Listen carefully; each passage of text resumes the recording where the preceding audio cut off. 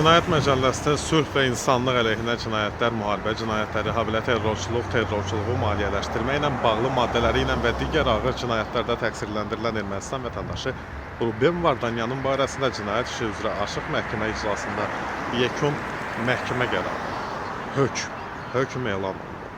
Bakı Hərbi Məhkəməsində hakimlər Zeynal Ağayevin sədrliyi ilə Camal Ramazanovdan və Anar Rzayevdən ibarət tərkibdə ehtiyat hakim Günel Səmədov olub.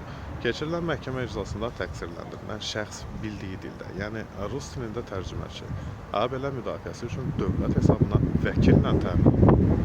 İclasda təqsirləndirilən şəxs, onun müdafiəçisi, zərər çəkmiş şəxslərin və zərər çəkmişlərin hüquqi varislərinin bir qismi və onların nümayəndələri, dövlət ittihamını müdafiə edən prokurorlar, həmçinin Azərbaycan dövləti adından zərər çəkmiş qismində Nazirlər Kabineti aparatının rəhbəri Rüfət Məmmədov iştirak edir.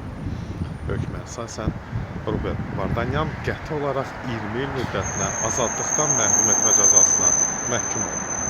Xatırladaq ki, məhkəmə iclasında dövlət ittihamını müdafiə edən prokuror təqsirləndirilən Ruben Vardanyanın ömürlük azadlıqdan məhrum olunmasını təklif etmişdir. Onsuz da ömründən çox qalmayıb da 20 ildən sonra ölər yəqin.